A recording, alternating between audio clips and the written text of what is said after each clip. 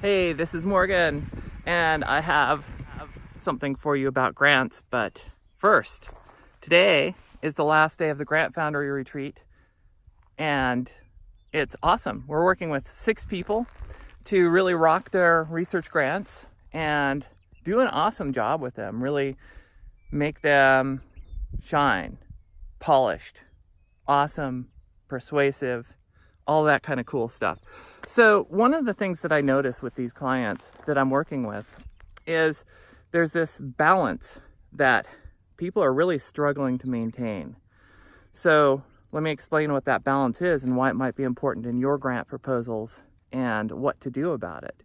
So the balance is between you doing what you want to do, doing the thing that really excites you, the research that just gets you jazzed, gets you waking up in the morning and wanting to go to work, wanting to go to the research lab, versus the funding or the research that the community is really excited about, that the community wants. You know, one of the things that I teach in all of my grant writing courses that's so important, let me stabilize this so you're not bouncing around and getting like motion sick, is that, you know, you have to convince the community that your proposal, amongst all the proposals that they're reading, your community is your reviewers, all the proposals they're reading is one that they're excited about, one that they think, hey, if I support this proposal and these people go forward with this funding, then, you know, and with this research, then it's going to be awesome for me. It's going to be awesome for my colleagues. We're going to benefit from this research somehow.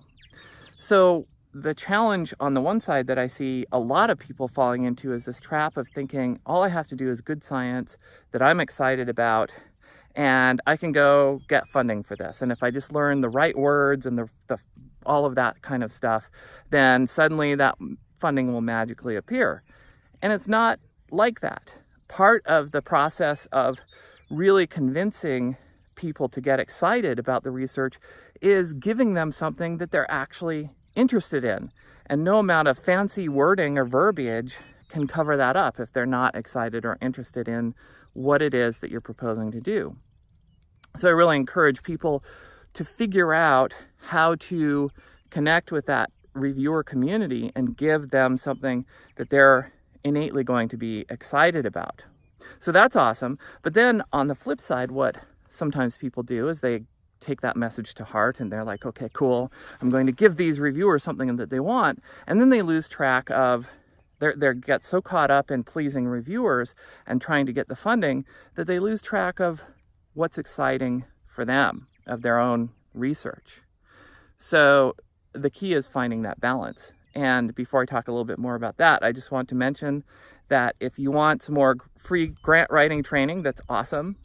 Go to grantwebinar.com, and I have a free training for you there that goes more in depth in some of these concepts. And also, if you're just interested in getting intensive help, like right away, we run Grant Foundry twice per year. There's often a waiting list. And so if that's something that's of interest to you, contact my team right away because you might have to wait a while before you can get in. And that's support@morganonscience.com. Support@morganonscience.com. So anyway, it's finding that balance. So how do you find the balance between these two things, between your own interests and the reviewer excitement? Well, the key is to start, to do your research, number one, and really understand what it is that community is excited about. What are the current topics that they're discussing and debating and arguing about and that curious about in the field. And it changes from year to year. So you have to really keep your fingers on the pulse of that community by going to conferences, reading review articles, and of course the current research articles in the field. And you don't have to read them all, but at least keeping track of sort of the big things that are going on.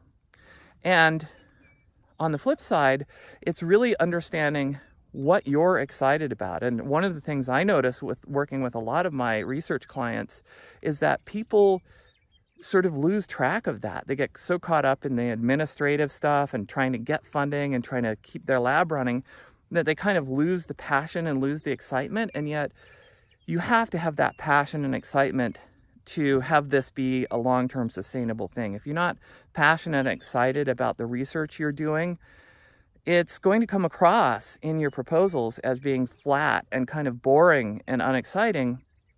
And it's so much harder if you're feeling flat to write in a way that conveys to the reviewers that there's something exciting and interesting here. So it's for yourself really evaluating what gets you excited. And then it's finding the intersection between those two things, between what the community is talking about and what you're really truly interested in doing and excited about doing. And that can take a lot of iteration. One of the reasons in Grant Foundry that we spend several months working with people and iterating on elevator pitches and specific aims pages, and we keep iterating and iterating, is because it's finding things like that sweet spot. I mean, that's not the only thing we iterate on, but that's one of the challenging things, is finding that sweet spot between those two places, that intersection, and getting it just right. So it's this awesome hook that gets you excited, gets your reviewer community excited. And so as soon as they start reading that proposal, they're like, wow, this is interesting. This is relevant and topical and exciting to me. And at the same time, you as the writer are excited about it.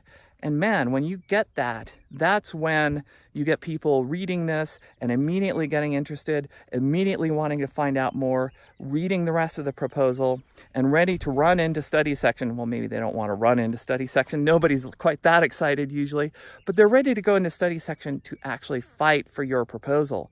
And that's what it takes. You know, it's not just that they go in and sort of like, oh, this was okay.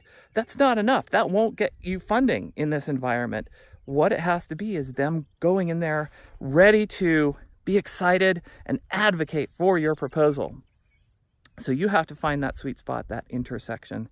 And like I said, it takes iteration. And whether you get help from us or get help from somebody else, I really suggest you get really good feedback to do this, because for most of us, we have a blind spot when it comes to especially our own interests and how that has an intersection with what other people are excited about.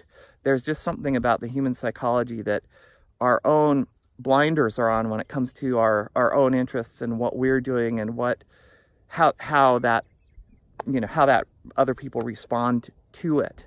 So it's super helpful to get feedback as you iterate through that and find that sweet spot, that intersection. So again, if you want more free grant writing help, go over to grantwebinar.com, register. It's free. I have a nice training there for you. I switch it up, so I'm not going to tell you the exact details of what's there, because from time to time I change what's there. But it's always some cool free training that goes more in depth on how to optimize your research grant funding and get people excited and ready to go in and fight for you. So this is Morgan signing off. I hope you found this helpful, and I will see you sometime soon, hopefully in the free training. All right, bye.